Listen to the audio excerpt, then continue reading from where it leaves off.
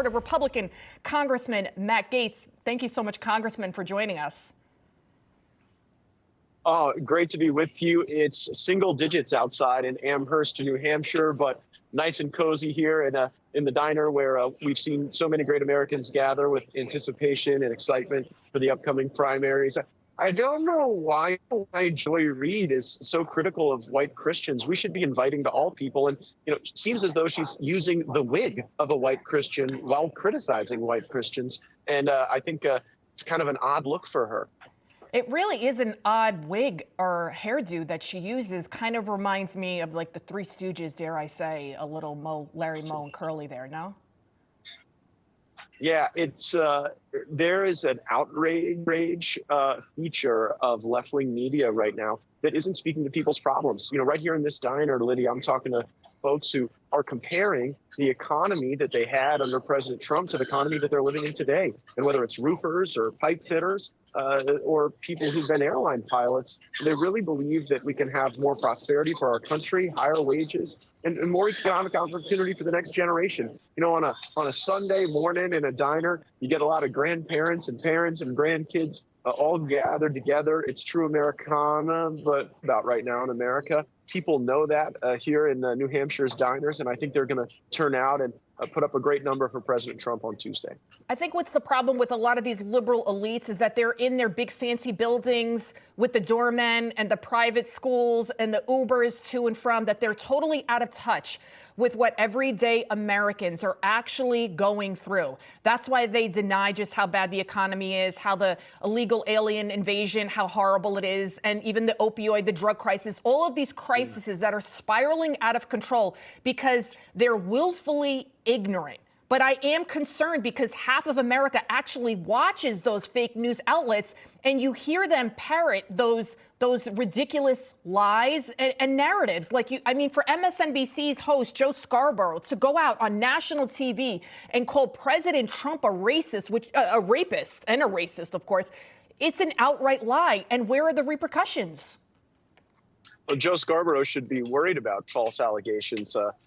He's someone who's had some allegations made against him that he maintained were false. But at the end of the day, I don't think that's really what's driving the decisions of the people who are here having coffee and eggs in this diner. It's really the economy. It's really the border. And in a state like New Hampshire, where fentanyl has ravaged families and communities and churches and high schools, people want answers and they want results. And in a way, Congress has failed in this regard because we shouldn't be funding the government in the absence of real demands on the border so that our people are not being poisoned. And it's happening in every community. And here, I think President Trump's tough stance toward drug dealers really hit home in the speech that he gave in Manchester last night. And I think the only thing that could really drive down what's expected to be over a 50% performance is if Nikki Haley's efforts to get Democrats and independents to vote in this primary sort of create a mirage or a veneer of momentum for her, when we all know when we head to the Deep South in South Carolina,